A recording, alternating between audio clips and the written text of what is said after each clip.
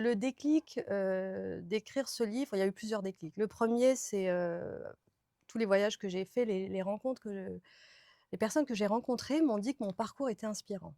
Moi, je le voyais pas comme ça, en fait. Moi, je voyais mon parcours comme un parcours, quoi, c'est tout, avec ses moments difficiles, ses moments sympas, ses obstacles, ses choses, enfin, comme tous les parcours, je me voyais complètement ordinaire, mais les gens trouvaient que c'était super intéressant et que je devais le partager. On m'a même soufflé l'idée du livre et ça, c'était en 2022. C'était lors d'un séjour au Ghana et c'était un Sud-Africain qui m'a dit ça. Il m'a dit: «Tu devrais écrire un livre». Je dis: «Oh, je sais pas écrire moi, comment je vais écrire?» Et puis après finalement, j'ai écrit des posts sur LinkedIn, j'ai mis en place une newsletter où je raconte, mes voyages. Je fais Mmh. un résumé de mes voyages avec des photos parce que comme je voyage beaucoup, je transporte les gens avec moi et puis le livre, il est venu aussi parce que, en 2023, j'ai eu un clash, personnel, familial qui m'a fait, me remettre en question et me dire: «Voilà, il faut que tu reprennes ta voix et que tu racontes aussi, tout ce par quoi tu es passé». Bonjour à toutes et à tous, je suis Kevin Sonsakini. Bienvenue dans les interviews de Culture et Passion. Aujourd'hui, je reçois Mounia Aram à l'occasion de la sortie de son premier livre, Route détournée de l'ombre à la lumière, paru aux éditions de L'Onde. Un ouvrage dans lequel elle raconte son parcours, fait de réussites et d'échecs, et aussi de galères et de désillusions. Elle va tout vous dire. Et je suis en compagnie de Mounia Aram. Salut Mounia. Salut Kevin. Je suis ravi de te recevoir hein, à l'occasion de la sortie de ton premier livre, hein, Route Merci. détournée de l'ombre à la lumière, que voici. Il est paru aux éditions de L'Onde au mois d'août. Question générale, pourquoi un livre? Ah, pourquoi pas? Écoute, réponse générale. Non, j'avais des choses à raconter. Je pense qu'en fait, ce qui est le déclic, d'écrire ce livre, il y a eu plusieurs déclics. Le premier, c'est, tous les voyages que j'ai faits, les rencontres les personnes que j'ai rencontrées m'ont dit que mon parcours était inspirant. Moi, je le voyais pas comme ça, en fait. Moi, je voyais mon parcours comme un parcours, quoi, c'est tout, avec ses moments difficiles, ses moments sympas, ses obstacles, ses choses, enfin, comme tous les parcours, je me voyais complètement ordinaire, mais les gens trouvaient que c'était super intéressant et que je devais le partager. On m'a même soufflé l'idée du livre et ça, c'était en 2022. C'était lors d'un séjour au Ghana et c'était un Sud-Africain qui m'a dit ça. Il m'a dit: «Tu devrais écrire un livre». Je dis: «Oh, je sais pas écrire moi, comment je vais écrire?» Et puis après finalement, j'ai écrit des posts sur LinkedIn, j'ai mis en place une newsletter où je raconte, mes voyages. Je fais Mmh. un résumé de mes voyages avec des photos parce que comme je voyage beaucoup, je transporte les gens avec moi et puis le livre, il est venu aussi parce que, en 2023, j'ai eu un clash, personnel, familial qui m'a fait, me remettre en question et me dire: «Voilà, il faut que tu reprennes ta voix et que tu racontes aussi, tout ce par quoi tu es passé». Donc En tout cas, ce sont des mémoires, hein, ce livre, tu racontes vraiment ta vie de A à Z. D'ailleurs, on va commencer par le commencement, hein, la naissance. oui. Tu es né à Casablanca, au Maroc. Tu es la cinquième d'une fratrie de 6 enfants. Tu es la seule à être née au Maroc, hein, d'ailleurs. Ton père, il a quitté le Maroc à l'âge de 18 ans et ta mère, elle s'est mariée à 16 ans. Elle est devenue maman à 18 ans. Est-ce que le fait d'être la seule fille à être née au Maroc, ça a eu toujours eu une sensation particulière pour toi?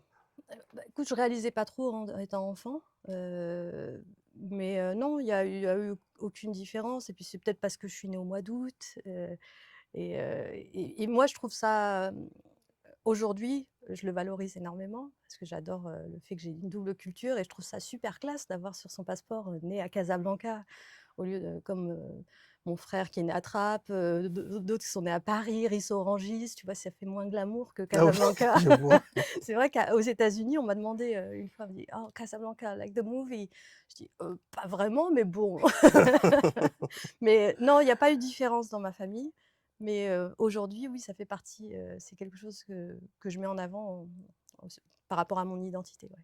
Tu avais quel âge déjà quand tu es arrivée en Ah, France? j'étais bébé, j'avais quelques mois, en fait. Ah oui, d'accord, Donc j'ai oui, pas tu vécu au Maroc, en fait, ah oui, c'est non, ça. non, j'y allais tous les étés comme tous les enfants d'immigrés, avec la voiture, on descendait, on faisait tout le trajet, mais c'était en été seulement, ouais.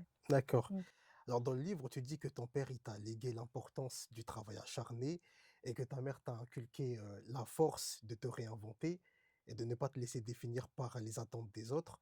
Ce sont eux qui t'ont aidé à devenir celle que tu es? Inconsciemment en fait, parce que à les observer. À observer mon père qui se levait tous les matins à 4:30, 5:00 pour aller travailler et le soir, il rentrait, il était épuisé, il s'endormait devant la télé, et puis ma mère, aussi parce qu'elle est arrivée, p pas d'études, après elle a repris les études, tout en ayant 6 enfants et ouais, de les observer, de regarder, et puis on a ça dans nos gènes au final, c'est leur tempérament, leur personnalité qui sont en nous et ils ont été vraiment des modèles pour moi, ouais, et ils le sont toujours. Eh oui. Alors c'est à Trappes, hein, que tu as grandi, à Ouais, Trappes en région parisienne. Tu as fréquenté l'école Henri Barbus, l'école, primaire, hein. ouais, c'est ça. C'est là que tu as rencontré Kumba, ton meilleur ami. Qui est toujours mon ami, ouais. Ah bah, vous avez, vraiment vous avez une longue histoire ensemble, hein. Ouais, On ouais, le on s'est connus à 9 ans et là on en a 49. ah oui, Donc ça fait 40 ans, hein. exactement. Ouais, ouais, ouais. Et quel souvenir tu gardes de l'école primaire? En primaire, c'était sympa. Maternelle, j'aimais pas, mais la primaire, j'avais une bande de copines, quoi. C'était rigolo, on s'amusait bien et ouais, l'école primaire c'était difficile pour moi en mathématiques, mais sinon dans les autres matières, ça va, je m'amusais, en fait, l'école, pour moi, c'était le lieu où je retrouvais mes copains, mes copines et c'était le lieu où on s'amusait. Mais sinon, en général, j'aimais pas. J'aimais pas l'école. Je suis pas scolaire, moi. Bah, de toute façon, l'école primaire, il y a pas beaucoup de disciplines à part le français, les Il y a pas maths, les les calculs, après je me rappelle qu'on avait notre institutrice, en CM2 qui mettait de la musique et qui nous faisait découvrir des films et on s'amusait à chanter en yaourt, hein, parce que c'était, de ah oui. l'anglais. Donc et c'est vrai qu'on me rappelle des moments où on dansait, on rigolait, ouais, l'insouciance en fait Mmh. et c'est ça qu'on garde, de cette époque-là et puis de la diversité qu'il y avait, dans l'école, quoi. On était de partout et on s'en foutait, en fait. Eh Il oui. y avait pas d'étiquette. Alors toujours à Trappes, tu fréquentes le collège, Youri Gagarine. Mmh. En revanche, le collège, je crois que ça a été une période plus compliquée pour toi. Ouais, c'est l'âge ingrat, j'étais toute maigre, plate. C'est les garçons préféraient les filles pulpeuses. Moi, j'avais une copine, blonde, yeux verts, très jolie et c'était ma meilleure copine pendant le collège et moi, ça me dérangeait pas, hein, qu'on lui court après, juste les garçons venaient m'aborder pour me demander si elle était disponible donc après c'est pas grave, je faisais avec mais après je voyais que mes notes, elles commençaient à descendre parce que le niveau devenait trop compliqué pour moi et puis ça se chahutait beaucoup dans les classes et du coup je décrochais beaucoup et c'est vrai que j'ai pas redoublé au collège, mais en 3 la question s'est posée d'aller en bac pro et pour moi, le bac pro, je me suis dit: «Non», pour moi, à J'ai cette époque-là, c'était un échec. C'était j'ai ouais, connu la même situation aussi au ouais, collège, l'orientation, tout ouais. ça, comme je me souviens que moi j'avais pas eu une excellente moyenne au deuxième trimestre, Mmh. bah, du coup, là on me disait: «Bah, lycée général c'est pas possible, tu seras en bac pro». Donc du coup, le troisième trimestre, j'ai charbonné à Ouais. fond et c'est là que j'ai pu aller en lycée général, quoi. Ouais, mais c'est les profs qui ont surtout dit, ils co comme il mes sœurs sont déjà passées dans ce collège-là, Mmh. ils ont dit: «Bon, ses sœurs sont en général, donc ça devrait aller». Mais en fait, non, on est chacune différentes. Mais je me suis acharnée, hein, j'ai insisté et oui, j'ai vraiment voulu aller en général. Alors qu'aujourd'hui, je vois pas le bac professionnel comme un échec. Au contraire, je pense que, avec le recul, je me dis: «J'aurais dû y aller». J'aurais dû aller en bac pro, réfléchir à quelle formation faire. Peut-être j'aurais pu faire un bac pro vente, commerce, mais pour moi, à cette époque-là, je voyais le modèle à suivre, c'était le chemin qu'avaient tracé mes sœurs qui étaient Mmh. en général, alors que mes frères sont allés en bac pro et une de mes sœurs est quand même allée, en formation pro mais les 2 grandes, je les voyais vraiment comme des modèles. Il fallait vraiment que je fasse comme elles. C'est peut-être un cliché, mais j'ai l'impression qu'il y a plus de garçons en lycée pro que de filles. Ouais, ouais, c'est peut-être ça, mais ça dépend des filières. Ça Oui. dépend des filières, mais c'est vrai qu'on a tendance à avoir plus de garçons, ouais. Mmh. Alors c'est le lycée de la Plaine, hein, de Néophile que Pleine tu de neufles, pleine de naufles. de Pleine co de naufles, de Naufle, ouais. oui, je rectifie. Où tu retrouves, l'une de tes sœurs. Ouais, Alors les années lycée sont pour toi des années, à la fois pleines de moments joyeux, d'amitié profonde, de déconnes, des ouais, fous rires et cetera et pourtant c'est une période où tu vas échouer 2 fois au bac. ouais. Et c'est pas parce que je m'amusais, hein, c'est vraiment, ouais, on s'amusait bien. Je suis passée, de la seconde à la première sans problème. J'ai choisi l'option littéraire, Mmh.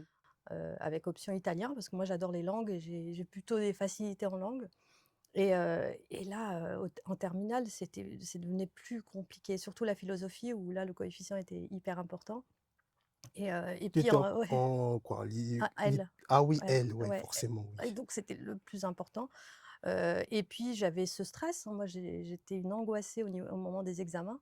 J'avais un niveau moyen. Mmh. Peut-être que j'aurais pu l'avoir, la première année, mais au moment de l'examen, c'était une catastrophe. J'étais tellement stressée que je pense que je me mettais une pression, trop importante par rapport à ce que c'était et finalement je l'ai raté, donc j'ai vu toutes mes copines partir, dont, Kumba qui est partie s'installer au Canada et les autres partaient à l'université et moi, je redoublais et je voulais pas rester à la Plaine de Nôve parce que je perdais tous mes amis, donc j'ai changé de lycée, toujours dans le 78 et là, rebelote, c'était moins la déconnade parce que j'arrivais moins à trouver ma place, mais j'ai à nouveau échoué alors que j'ai eu 19 en anglais. Mais pareil, c'est je pen il y a eu un truc qui me gênait, le stress et puis, bah, après j'ai décidé que j'allais pas tripler la terminale. J'ai dit: «Non». J'ai dit: «Je pense que je ferais mieux de le passer en candidat libre». Parce Mmh. que j'ai pleuré, mais c'était déprimant. Je me suis dit: «C'est pas fait pour moi». Puis comme je suis un peu une, drama queen, hein, j'ai pleuré en disant: «Ça y est, ma vie est foutue, c'est fini, je vais rien faire dans ma vie, c'est bon, j'arrête tout». Mais non, comme je suis quand même tenace Mmh. et hyper vraiment persistante, j'ai pas lâché. Je me suis dit: je vais la voir, mais je veux pas retourner au lycée. Je veux pas retourner sur le banc de l'école». Donc j'ai pris des cours de philo par un prof qui venait donner des cours chez une de mes sœurs et elle m'a aidée à le financer, donc ça, c'était super et à côté de ça, les autres matières, je les bossais toute seule, tout en travaillant. Donc j'ai pris un job d'hôtesse Mmh. et voilà, je me suis dit: «C'est pas fait pour moi» et au final, la 3e année a été la bonne. En candidate libre, je l'ai eu du premier coup.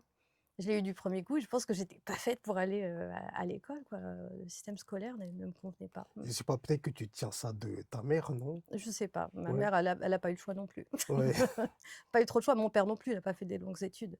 Mais c'est vrai qu'après quand de voir tout le monde réussir autour de soi, ça te démotive et tu perds confiance en toi Mmh. et c'est vrai que j'ai grandi avec un manque de confiance en moi pendant énormément d'années. Je l'ai récupéré qu'il y a pas longtemps et encore, hein, pas à 100. Eh Ouais. oui.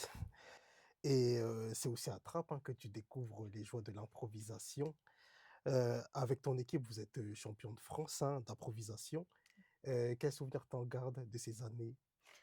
L'impro, c'était, pour moi, c'est hyper formateur encore plus qu'au lycée. Mmh. Donc tu apprends, la prise de parole, en public et nous, on y allait en s'amusant, en fait. On prenait ça à déconnade, on s'entraînait 2 soirs par semaine après le lycée, et c'était, juste drôle parce que j'avais Koumba qui était dans mon équipe, il y avait Jamel Debbouze aussi qui était dans mon équipe et Marion, enfin et Jamel d'autres, Debbouze qu'on ne Cédric. présente plus Voilà, c'est d'ailleurs. ça. Mais au début, moi, j'étais pas bonne, hein, vraiment, j'étais nulle, et puis je suis un peu arrivée par hasard là-dedans. J'étais fan, je les regardais, je les observais, mais moi, timide, mais hyper introvertie et donc les premières fois ont été, des échecs. J'arrivais pas à porter ma voix parce qu'on n'avait pas de micro Mmh. et porter la voix, je savais pas. Et puis je baissais la tête, je parlais tout doucement et j'avais peur Devant le de public? ouais, devant le public, je tremblais, mais heureusement, mes camarades dans mon équipe, venaient à la rescousse, ils me soutenaient, ils me sauvaient quand ils voyaient que j'avais plus de mots, j'étais comme ça. Je bougeais plus et ben, ils trouvaient d'autres personnages pour m'embarquer, pour me sortir de la fameuse scène qui est une patinoire. Mais au début, c'était dur. Puis après, à force de s'entraîner et puis, la bienveillance de Mmh. mes coéquipiers parce qu'eux étaient doués et ils faisaient ça depuis plus longtemps que moi et après, leur soutien et m'encourager, me dire: «Tu vas y arriver, tu vas» et puis finalement, je suis arrivée, on a cartonné, on a été champion de France, junior. On a fait des petites tournées en France et puis après on s'est envolé vers le Canada, à Montréal, d'où est née l'improvisation théâtrale. Et puis là, on a perdu parce que les Québécois sont super forts. On a perdu dès le premier match, mais c'est pas grave, on était à Montréal, donc on a bien profité et puis c'est tout. L'idée, c'était pas de gagner, on n'y allait pas pour la gagne, on y allait pour l'ambiance et Mmh. pour s'amuser. Alors peut-être qu'il y en a certains qui allaient pour la gagne, mais l'idée, c'était, l'ambiance et puis, découvrir de nouvelles personnes, en fait, on faisait de nouvelles rencontres et c'est comme ça qu'on commençait déjà à tisser son réseau Mmh. et puis la prise de parole, c'est quelque chose qu'on n'enseigne pas en France. Aux États-Unis, par exemple, c'est très courant dès la maternelle, les enfants, pa prennent la parole devant la classe, alors que nous, on sait Mmh. pas faire. Et aujourd'hui, l'impro, ça fait partie de mes compétences que j'utilise, dans mes prises de parole. Ouais, parce que tu donnes beaucoup de conférences, hein, Exactement, ça quelque part, oui, l'impro, j'imagine que ça t'a beaucoup aidé tout à aussi. fait. Ouais, moi, je j'ai plus mes notes, c'est très rare que j'ai mes notes avec moi, sauf si vraiment j'ai des chiffres et que je retiens pas tout, mais sinon j'improvise. J'improvise et je fais toujours de l'humour parce que l'impro, c'est aussi, toujours de l'humour et ouais, je suis à l'aise sur scène, j'ai pas besoin de j'ai toujours le trac, ça Mmh. c'est je pense que ça partira jamais, mais c'est parce qu'on a conscience de ce qu'on fait, des enjeux, mais le trac ne partira pas et je l'aime, en fait, le trac, je me le suis approprié, je me dis: «J'ai les mains moites, je tremble un peu, je respire» et puis là, quand j'y vais, quand je suis sur scène, je m'éclate, mais Bah, oui. j'adore et là, j'ai retrouvé, l'équivalent de l'impro en faisant en donnant des conférences, des formations et Mmh. en étant vraiment sur scène face au public, ouais. Et oui. Mmh. Mmh. Alors tu dis que tu étais très introvertie, timide et cetera, mais est-ce que l'idée de devenir humoriste ou comédienne, ça t'a traversé l'esprit quand tu faisais de l'impro? Faire du stand-up, Comédienne, humoriste non, parce que je me trouvais pas drôle. Moi, je me trouvais plus douée en impro dramatique, émouvoir les gens, c'était plus facile. C'est dur de faire rire, en fait et ah bah, encore plus en 2025. moi, je fais rire aujourd'hui quand je fais mes présentations, mais j'ai jamais eu vocation d'être humoriste et non, petite, j'avais envie d'être actrice. Moi, je rêvais d'être actrice. Mon héroïne, c'était Catherine Deneuve parce que je suis tellement, d'une autre génération. Moi, j'avais des photos d'elle que je collais au-dessus de mon lit, mais trop introvertie pour envisager de faire une formation de théâtre et les castings, on m'a vite dit que c'était pas pour moi parce que trop stressée, trop de trac. Peut-être que j'aurais dû, hein, peut-être que j'aurais pu percer, mais j'ai écouté et on m'a dit: «Non, ça sera pas pour toi» et finalement, c'est pas grave. Je m'amuse là sur scène d'une autre façon, mais comédienne, humoriste non, non, non, c'est pas pour moi. Et c'est aussi pendant tes années impro que tu fais tes premières expériences dans la mode, Non, c'était, non? ouais, c'était en parallèle parce En que, parallèle? ouais, j'ai commencé très tôt dans la mode, Tu dois au avoir 16 ans, hein, je ouais, crois. ouais, j'étais pas mannequin, attention. Je suis trop Non, tu étais petite. habilleuse. Ouais, j'étais habilleuse, en fait, j'avais une de mes sœurs qui parce que j'ai 3 sœurs et l'une d'elles bossait dans la mode et pour payer mes vacances, mes sorties, pour faire de l'argent de poche, proposait pendant les différentes collections d'être habilleuse. Donc en juin et en janvier, il y a les collections automne-hiver et printemps-été et moi je suis habilleuse, pour plusieurs couturiers, Emmanuel Ungaro, Valentino, Yves Saint Laurent, Christian Lacroix, Olivier Lapidus. Donc, dès qu'il y avait des défilés, on m'appelait et ça durait c'était très court, hein, les défilés, mais c'était intense. Nous, on était derrière à 4 pattes en train de déhousser les robes, aider les mannequins à fermer leur tenue. Bah, c'était vachement plus grande que moi, donc j'étais comme ça. Mais non, c'était, hyper intense et super, au niveau pécunier, c'était hyper intéressant parce que tu te fais de l'argent en très peu de temps et tu vois, moi, j'avais des copines qui faisaient magasinières, ou qui, étaient caissières ou serveuses. Moi, je faisais 2 fois dans l'année, habilleuse et ça me suffisait pour tenir. Ça devait être un peu plus, pour faire un jeu de mots, un peu plus stylé quoi, d'être habilleuse. Bah ouais, c'était la classe. Et ouais. Et par la suite, tu as été costumière Ouais, pour un certain Jamel Debbouze ouais. au début de sa carrière. Au tout premier spectacle, hein. Ah oui. Le tout premier parce que comme on faisait de l'impro ensemble, c'est pas lui qui a pensé à moi, c'était papy qui est devenu son premier manager, Mmh. qui lui a dit: «Ouais, tu as beaucoup de costumes», sur son premier spectacle, il jouait plusieurs personnages et il changeait de costume à chaque fois. Donc papy, comme il a fait l'association d'idées entre, Mounia, on la connaît, elle bosse comme habilleuse, puis elle va être ta costumière. Je créais pas les costumes. Ouais, je devais les repasser, je devais faire en sorte qu'ils étaient prêts pour le spectacle. Mais sinon, je l'aidais à se changer, très rapidement comme les Mmh. mannequins en fait, c'était pas les mêmes, vêtements, mais il fallait que ça aille très vite, faire en sorte que hop, je l'aide à changer pour qu'on voit pas le temps passer, le public ne sent pas qu'il y a un changement Mmh. et je l'ai fait, pendant 2 ans, ouais, ouais. Et Mmh. quel souvenir tu gardes de tes années passées avec, lui?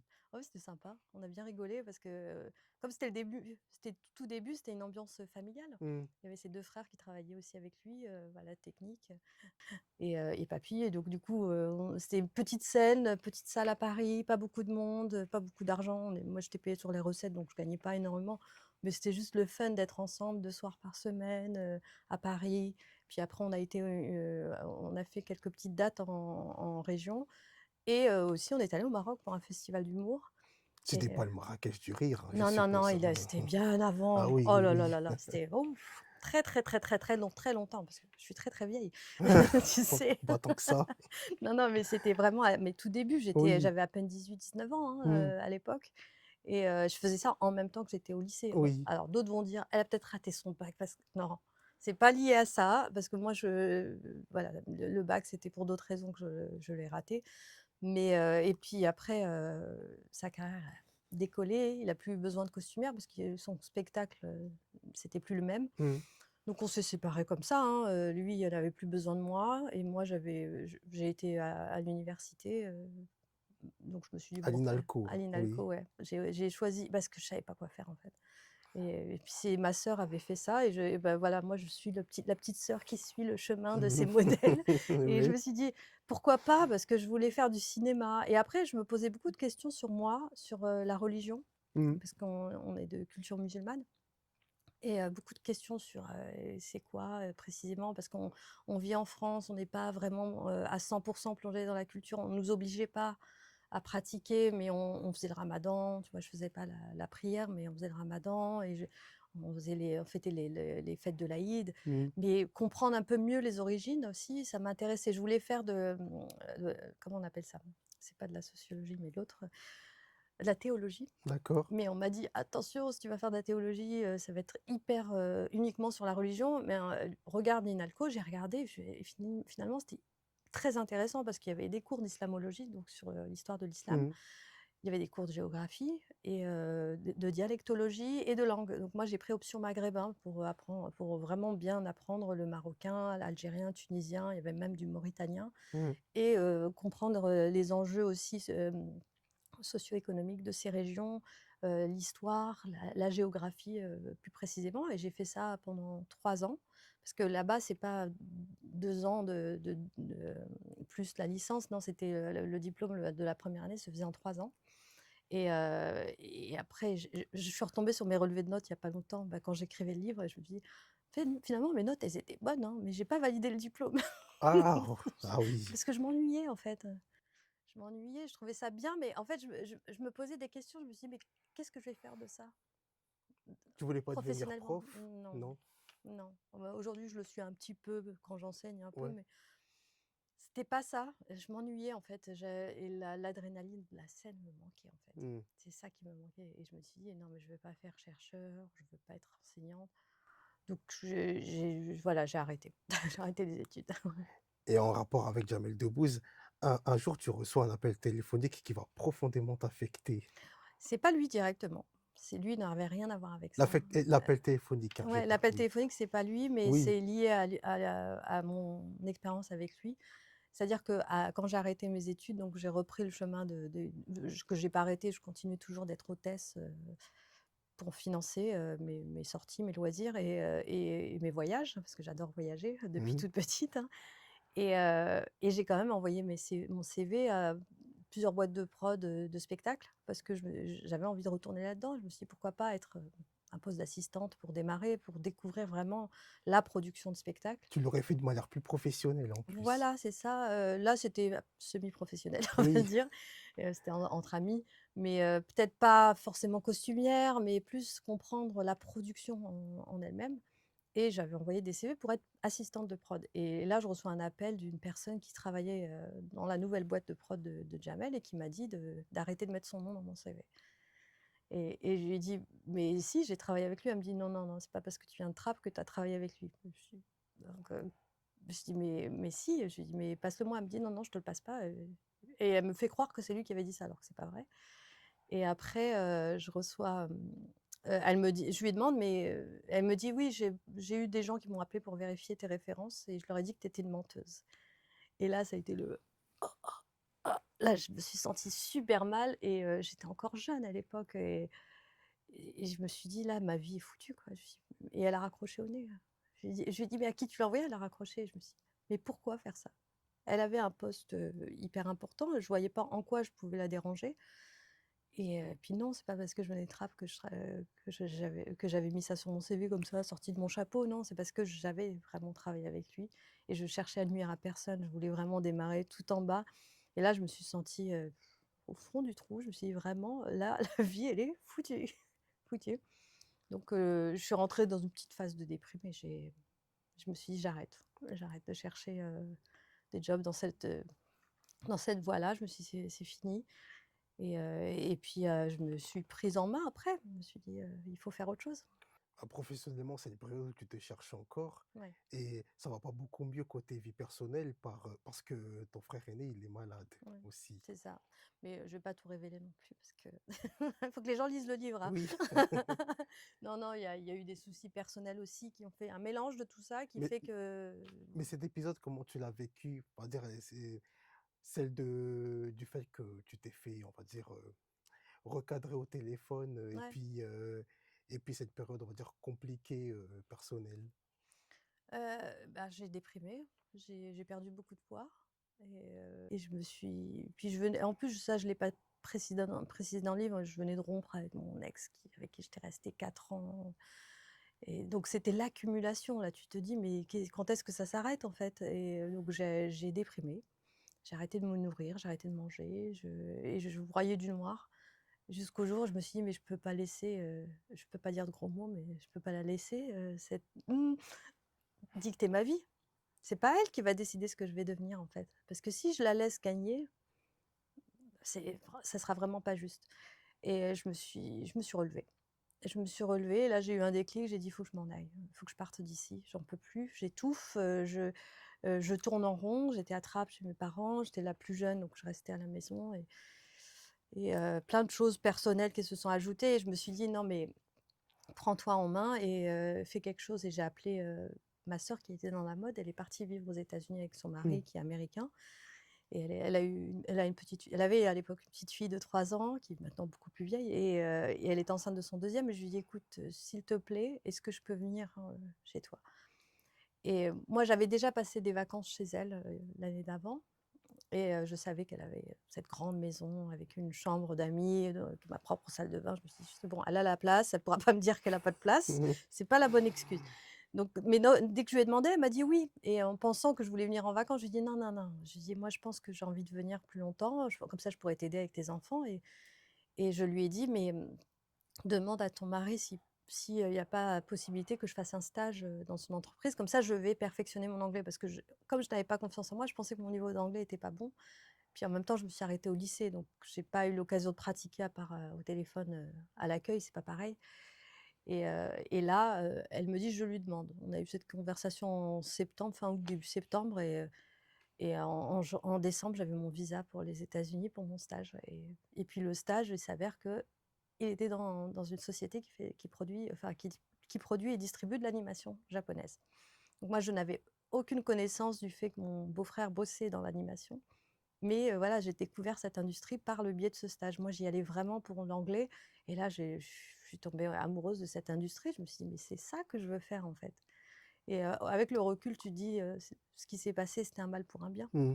C'était, parfois, il faut passer par des choses difficiles et parfois, tu as pas envie de passer par ces moments difficiles parce que et ça c'est un test, je sais pas qui me teste, mais il m'a testé beaucoup dans mon tu l'as vu dans mon livre. Mmh. Mais ma mère l'a lu et elle la première chose qu'elle m'a dit quand elle l'a terminé, elle me dit: «Je savais pas que tu étais aussi forte» et elle savait pas tout ce que Oui. j'avais enduré et elle m'a dit: «C'est là en lisant le livre, elle me dit: J'ai réalisé à quel point tu es forte» parce que comme je suis la plus jeune, des filles, je suis la cinquième, j'ai un petit frère, qui a 3 ans de moins que moi, mais en plus il est plus grand, plus costaud et Mmh. même physiquement, j'étais très menue avant et bon, je suis pas beaucoup plus grosse non plus, mais c'est vrai qu'on m'a toujours vue comme la petite fragile, la petite sœur et puis je me faisais discrète aussi, j'ouvrais pas trop ma bouche et on a personne ne se doutait à quel point je pouvais, être aussi forte et résiliente. Même moi, en fait, je Mmh. je l'ai réalisé, à travers les expériences, en fait. c'est là que tu te rends compte que tu es fort, parce que quand on te teste, parce que j'aurais pu me laisser abattre. Eh oui. J'aurais pu tout laisser tomber et me dire: «Bon, c'est pas grave, je vais faire une autre carrière» et puis, finalement, quand j'étais hôtesse, enfin, même tous les petits boulots que j'ai faits, les gens étaient toujours contents de mon travail. Donc on m'avait même proposé un CDI, hein, et j'ai dit: «Ah, je sais pas, je voyais mieux, enfin, c'est pas que c'est pas bien d'être hôtesse. J'ai adoré l'expérience, ça m'a rapporté de l'argent et en plus dans l'entreprise où j'étais, c'était une entreprise d'informatique, ils m'avaient même proposé d'être assistante de direction. Donc une évolution et c'est vrai que sur le moment, je me suis dit: «Waouh, c'est fou, on me propose un CDI et on me propose quelque chose de mieux, bien payé», mais non, c'est pas ça qui me plaisait en fait. Non, c'est en fait, c'est le secteur qui ne me plaisait pas. Le secteur de l'informatique, c'était pas non. Je me suis dit: «Quitte à avoir un job, autant être dans une industrie qui me plaît» Mmh. et je l'ai découvert, aux États-Unis et en plus à San Francisco quand même. Et oui, San Francisco. Voilà. J'imagine que ça a été pour toi une bouffée d'air frais, le début d'un nouveau souffle. Ah ouais, non mais j'ai repris du poids. Je me suis remise à manger. Oh ça, c'était Ah bon ça signe. c'était bon aussi, j'ai pris 6 kilogrammes, tu vois? J'avais tellement perdu, mais j'avais fondu, je rentrais plus dans mes pantalons, que là-bas, ah ça y est, j'ai retrouvé, une vie sociale, des je me suis fait des amis et surtout j'ai, gagné en confiance en moi. Grâce à mes collègues en fait, qui ont tout de suite vu, mon potentiel et même moi je voyais pas, je fais: «Qu'est-ce qu'il me raconte?» «Si, tu es douée». Je fais: «Ah bon? Tu es sûre?» Mais c'est différent en fait, travailler là-bas, travailler ici, on a tendance à plus t'encourager et jamais, pas une fois, on m'a demandé mon diplôme. Donc on va dire: «Je suis pistonnée par le beau-frère», non. Non, lui, il n'a jamais voulu travailler avec moi directement parce Mmh. qu'il veut pas de conflit d'intérêts. Donc je travaillais pas, je dépendais jamais de lui, Mmh. sauf pour rentrer à la maison en voiture. Mais sinon, c'est les collègues qui m'ont jugée, qui m'ont évaluée, qui ont trouvé que j'avais le potentiel et qui m'ont encouragée et quand tu as pas fait d'études de commerce et que tu te retrouves assistante, du département vente en anglais, dans une société japonaise où ça parle beaucoup anglais et japonais, et que tu te débrouilles et que tu arrives même à faire, 2 petites ventes, grâce à ton bagou, à ton relationnel et c'est là que tu te découvres que voilà, tu as des compétences que tu ne soupçonnais pas, que personne n'a voulu mettre en avant et que moi-même j'ai pas voulu voir et je les ai découverts. Je me suis révélée en fait, aux États-Unis et je pense que moi j'encourage, les jeunes à partir. Quand c'est possible, moi j'ai 2 enfants, comme tu le sais et je leur ai dit, hein, en tout cas misez sur l'anglais. Je dis: «Peu importe le diplôme que vous allez avoir, l'anglais c'est important» et là je suis tellement contente parce qu'ils parlent super bien anglais tous les 2. Ils ont des bons niveaux en anglais et je leur ai dit: «L'anglais vous ouvrira les portes. Après peu importe, ce que vous voulez faire, il faut absolument que vous soyez bilingue parce que je veux que vous voyagiez» et ça, moi, ce 1er voyage aux États-Unis, mais même avant au Canada, quand je suis allée à Montréal et j'ai toujours aimé le contact avec les gens. Mmh. On apprend tellement des autres et on apprend tellement sur soi en étant dans un pays étranger et ça nous fait nous remettre en question et nous remettre à notre place, hein, parce qu'on on se plaint quand on est Mmh. en France, mais on se rend pas compte de la chance qu'on a et c'est quand en voyageant, pas forcément aux États-Unis, mais dans d'autres pays aussi qu'on se rend compte que waouh, on est des privilégiés et c'est aussi par le contact avec les autres que j'apprends, moi je pense que le fait de pas avoir, les diplômes et d'avoir, galéré comme on dit, pour avoir mon bac, je suis toujours humble et je me remets toujours en question. J'apprends toujours et même là aujourd'hui, je me dis toujours que tout peut s'arrêter demain et j'apprends. Rien n'est à prendre pour acquis. Rien, rien et demain tout peut s'arrêter et je suis prête à me réinventer s'il y a besoin, Mmh. parce que je l'ai fait tout au long de ma carrière et j'ai pas peur de le faire.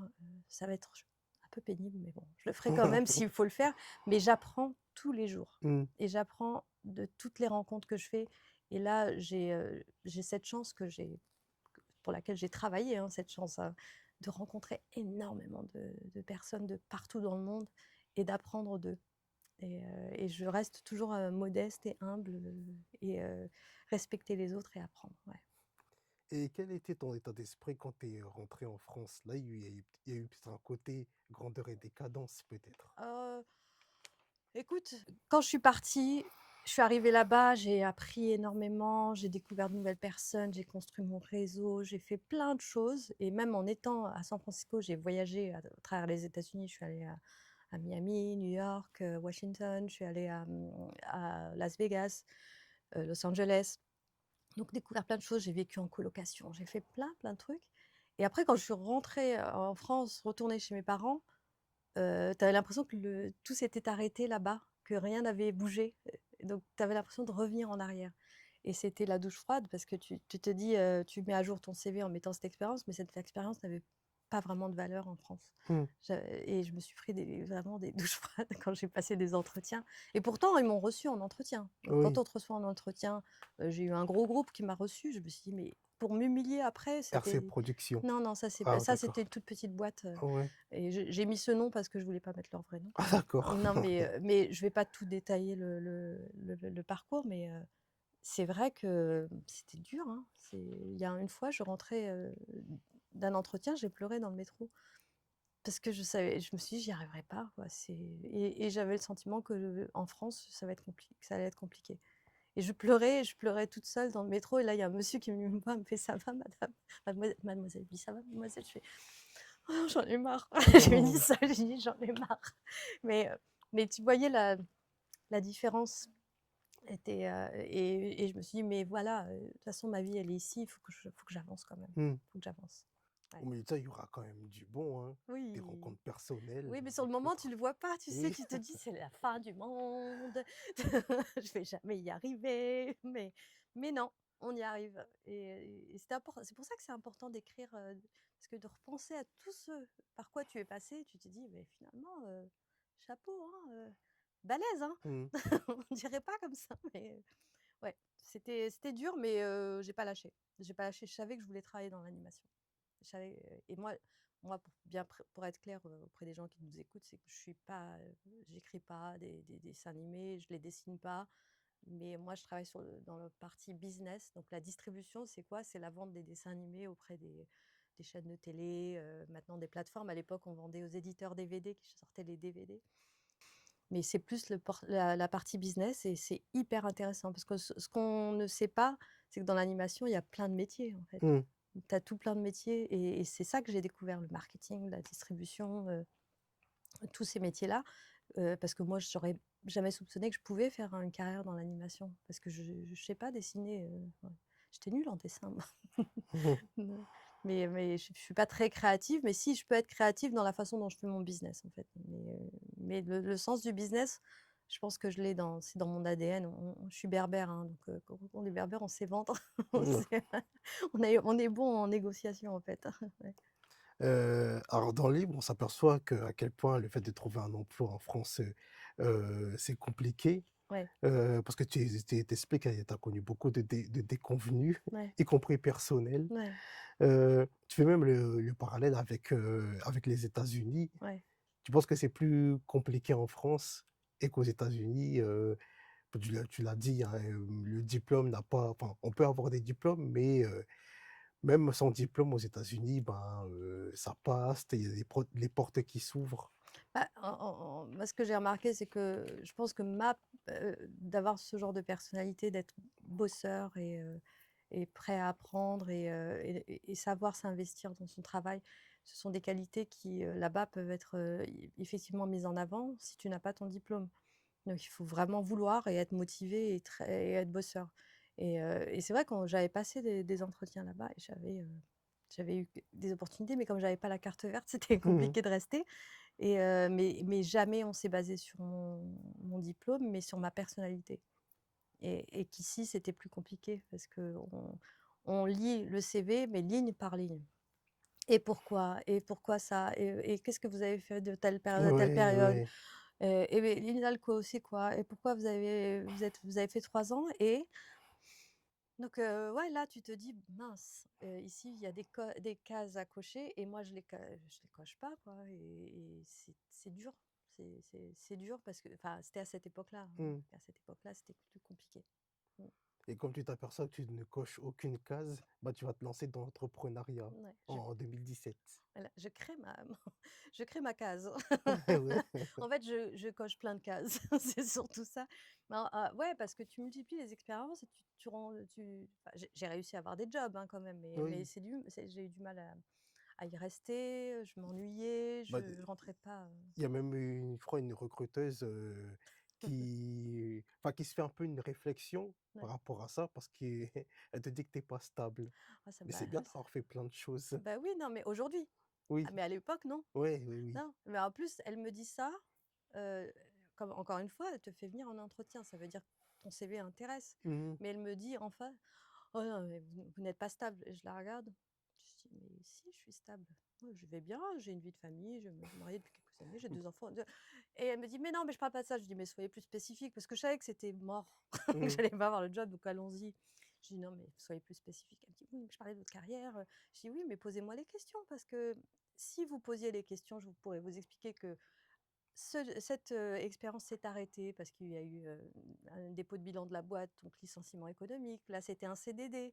Là, c'était parce que il y a toujours une raison. Mmh. Donc demandez-moi de vous raconter mon parcours au lieu de vous baser sur, le nombre d'expériences que j'ai eues et puis j'ai appris de Oui, chacune de ces expériences et le fait de multiplier les expériences, ça veut aussi dire que je sais rebondir. oui. Donc oui et En tout cas, tu as de aujourd'hui, la oui, c'est répartie aussi. bah, c'est ça, mais c'est l'impro ça. Ah oui, oui. Mais c'est vrai que quand on regarde un CV, il faut poser les bonnes questions. Mmh. Enfin, je suis pas recruteuse, mais il y a toute une histoire derrière et moi, je trouve que c'est valorisant de se dire, voilà, elle a été là, elle a appris ça, ça, ça et puis ça veut aussi dire que je m'adapte assez rapidement. Parce Mmh. que moi, quand je prends justement, comme je suis pas restée en CDI 15 ans, jamais, mais du coup, tu me mets à un poste, tu me briefes, une journée et puis c'est bon, je sais prendre en main les choses, je m'adapte, hyper rapidement et j'ai cette facilité de m'adapter qui est un atout, je pense. Mmh. Mais, à cette époque-là, non, ça l'était pas. En tout cas, tu te seras adapté avec l'entrepreneuriat. Ouais, Et est-ce que tu as eu le sentiment de repartir de zéro à ce moment-là? ouais, parce que je n'y comprenais rien au début et puis, être entrepreneur pour moi, fallait avoir fait une école de commerce. Il y avait des trucs que je maîtrisais pas, donc la première fois, je me suis appuyée sur 2 associés. Parce que je voulais pas me lancer toute seule, Ouais, j'avais trop peur. 2 associés avec qui, finalement, ça se passera pas super bien. Non, peut-être que je suis pas faite pour être avec les gens, hein. Ah! Non, parce que là, tu te dis: «Mais tu fais confiance aux gens» parce et aussi ils m'ont amadouée, hein, ils m'ont séduit et ils m'ont dit, «Nous, on a l'expérience, on sait monter les boîtes. Toi, tu arrives avec l'expertise en animation, montons une société d'animation ensemble». Ils m'ont rassurée, on s'est dit: «On va faire à part égale». Je me suis dit: «Bah oui, tiens, tant qu'à faire». Mais ça s'est très mal passé parce que c'est moi qui faisais tout le boulot, qui voulais pas suivre ma stratégie. J'avais déjà cette vision sur l'Afrique, l'animation africaine et eux m'ont dit: «Non, il y a pas d'argent en Afrique». Ouais, bon écoute, si tu normalement quand tu es entrepreneur, tu sais que ça demande du temps, que ça demande un investissement, que ça se met en place. Mmh. Mais et puis, voilà et la mauvaise idée aussi que j'ai eue, c'est de m'associer avec un couple, ça erreur de débutante évidemment parce que le couple, ils avaient à part égale à eux 2 ils avaient plus de parts que moi évidemment. Oui. Et moi, j'avais pas pensé à ça, tu vois? Ils m'ont bien, bien embobinée et puis ça s'est très mal terminé. Très mal terminé. Après, je me suis dit: «C'est bon, l'entrepreneuriat, c'est pas pour moi non plus». J'ai essayé ça, rien Mmh. qui marche. Mais non, au final, ça a été encore une fois un mal pour un bien parce que j'avais pas confiance en moi et tu vois, souvent, le problème qu'on a, enfin, pas tous, mais des personnes comme moi, c'est qu'on a tendance à écouter les gens. Donc ils sont là à faire en sorte de dire: «Mais non, tu as besoin d'aide», mais finalement, non, je le fais très bien toute seule. Mais sur le moment, j'avais trop peur de le faire toute seule. Je me suis dit: «C'est pas je pense pas que je vais y arriver» et puis après quand ça s'est terminé, finalement j'ai lancé ma boîte et voilà. Monia Ram Company. Exactement, à l'américaine. Eh oui, bah Oh oui, oui. le nombre de Avec un critiques, que j'ai eu ah pour ça. bon? On s'est moqué de moi, hein. En France, hein. Ah oui. En France. Aux États-Unis, j'ai été intervenue à San Antonio en visio parce que j'ai pas pu y aller. Mais il y a une personne dans la salle lors d'une conférence qui m'a interpellée, qui m'a dit: «Je trouve ça hyper, audacieux, courageux de nommer ta boîte par ton nom, ça me rappelle Walt Disney». Je lui dis: «Waouh!» Je dis: Ah oui! «Waouh! La comparaison!» que là, en France, on s'est bien moqué de moi au début. Des gens m'ont dit: «Ah ah ah, moi aussi je vais mettre mon prénom et mon nom et mettre compagnie». Je dis: «Bah vas-y, fais-le». Mmh. Je dis: «Moi, il y avait toute une symbolique derrière aussi parce que c'est une société que je crée avec mon engagement, avec mes convictions et j'y mets toute ma personne», tu vois? Et je voulais vraiment, faire de mon nom une marque, et encore une fois, à l'américaine. Tu vois? Oui. Ça marche, tant mieux, ça marche pas, bah, tant pis, c'est moi. Mais finalement, ça prend bien. Et du coup, est-ce que tu peux faire une présentation du coup de Monia Haram Company? Ouais, ouais, bien sûr. Alors donc je l'ai créé en 2019 mais ça a été sous l'impulsion aussi de quelqu'un qui m'a poussée à le faire toute D'accord. seule. Qui Ah m'a bah ça a 6 ans, c'est encore jeune. Ouais, c'est encore jeune, 6 ans, c'est petit encore, tout petit.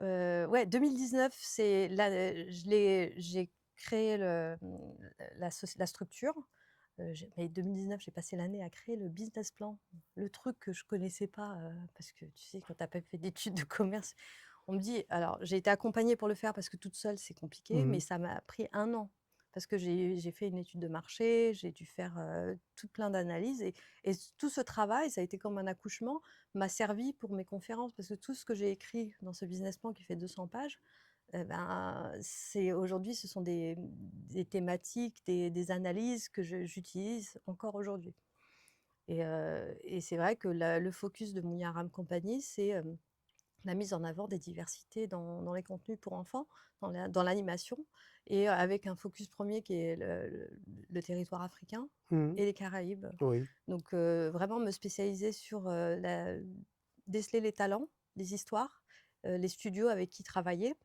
et faire en sorte de soit les accompagner dans leur production et aussi les distribuer comme c'est mon expertise et que j'ai aussi, avec toutes ces années d'expérience, bâti un réseau qui est énorme, partout dans le monde, donc que ce soit les diffuseurs, les producteurs, donc faire, ce pont entre, le continent africain, les Caraïbes et l'international. Donc c'était, l'idée de départ, de Mounia Company, ouais. OK. Alors même si le meilleur reste à venir, c'est quoi le regard que tu portes sur ton parcours aujourd'hui, pro et personnel? Écoute, je suis, assez fière de ce que j'ai accompli jusqu'à aujourd'hui. C'est vrai que ça n'a pas été facile, Mmh. c'est beaucoup d'obstacles, beaucoup de tests, on va dire. En fait, on a testé ma résilience et ma force et au bout du compte, je me rends compte que je réalise que qui je suis et grâce au travail, à l'entrepreneuriat, je me suis révélée et je me suis découverte de nouvelles compétences et j'ai mis à profit ce que j'ai appris quand j'étais plus jeune, donc l'impro. Parce qu'aujourd'hui, mon Yaram Company, c'est beaucoup de conférences à l'international et des formations. J'ai même été au Brésil, animer un atelier. Je fais des formations au Canada. J'ai donné un discours aux États-Unis complètement improvisé pour faire une remise de prix, en anglais évidemment. Mmh. Mais j'ai fait rire toute la salle, c'était génial. Mais non, pas de stand-up, toujours pas, même en anglais. Mais il y en a qui me l'ont demandé hein, en anglais, parce Ah que ouais? comme j'adore faire rire.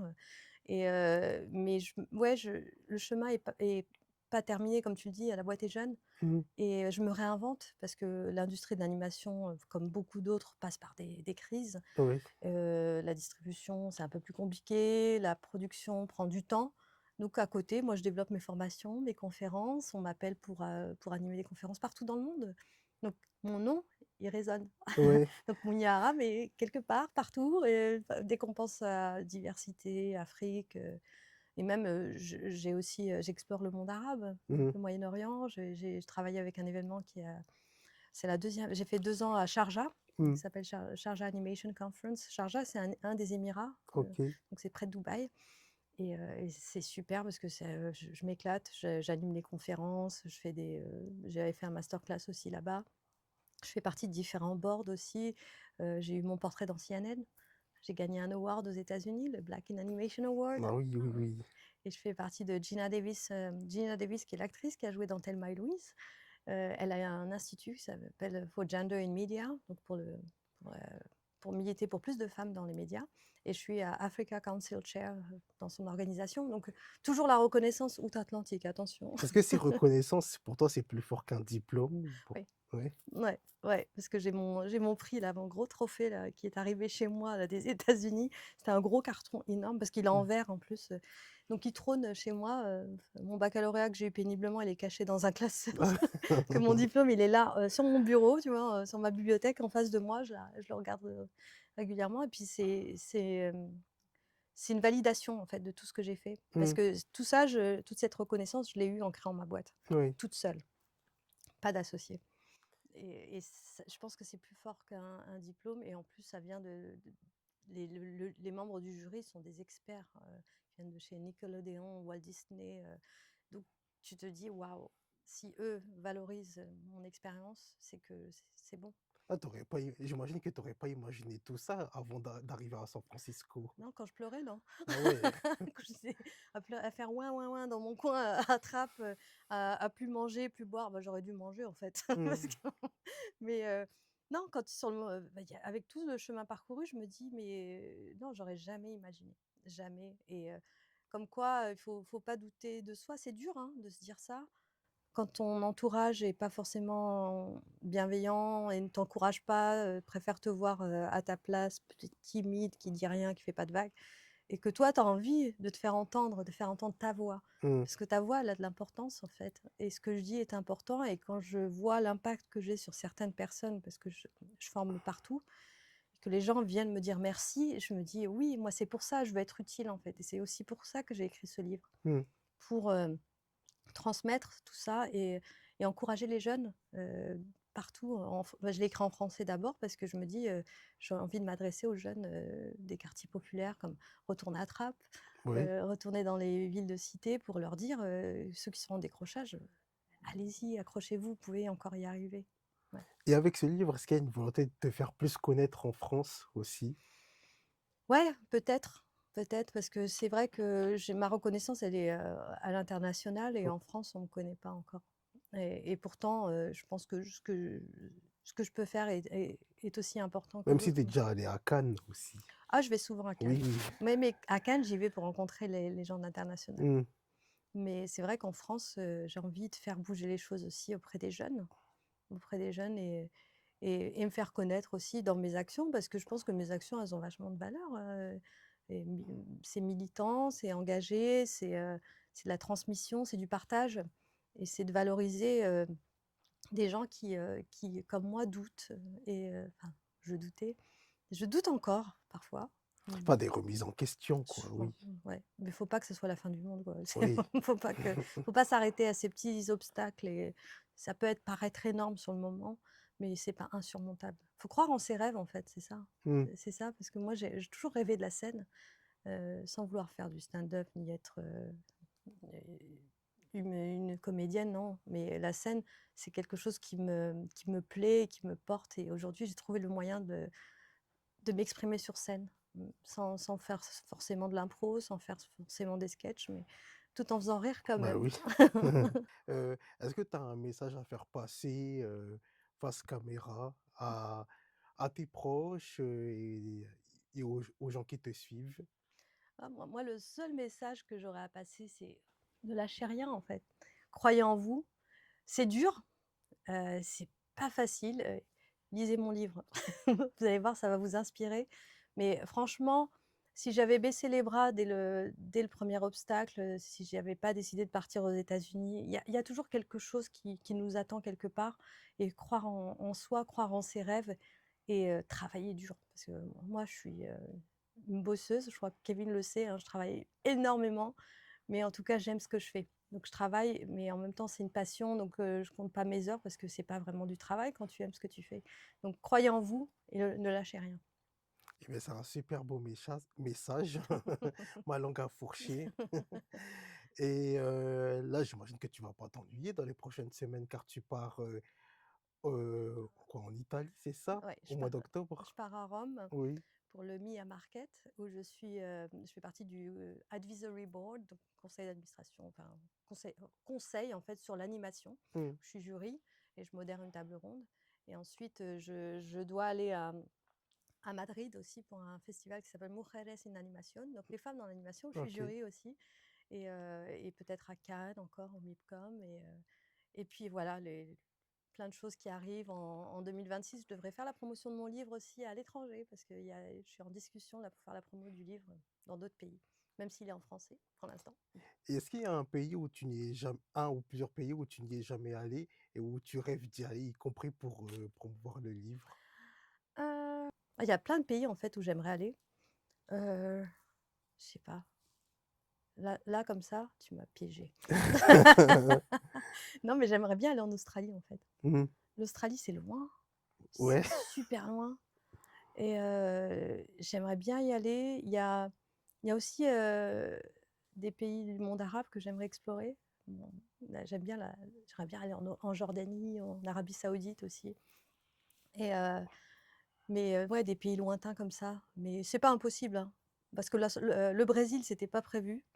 Ça m'est arrivé par Mmh. hasard et je l'avais même pas mis sur ma liste, hein. Ah ouais. Tu vois? Donc rien n'est impossible. Donc je continue à rêver et je me dis, moi j'ai toujours rêvé de voyager, j'ai toujours aimé voyager. Regardez aujourd'hui, je vis de mes voyages. Mmh. Ouais. On Tout me paye pour venir voyager maintenant. et oui, oui, oui. Bah, merci Monia, c'était un plaisir. Merci Kevin, c'était super sympa. Je rappelle d'ailleurs le livre, hein, Oui, Route détournée de faut que je le l'ombre, tienne.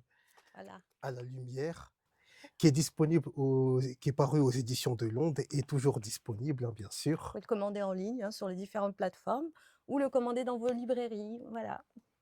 Est-ce qu'il y a une séance de dédicace prévue, à Paris éventuellement? Pas encore, mais c'est en discussion. D'accord. Sinon, contactez-moi. Bon, en tout cas, si l'occasion se présente, je viendrai avec Ouais, plaisir. merci. Merci encore à toi. Salut à tous et à très bientôt. Salut, Au revoir. merci.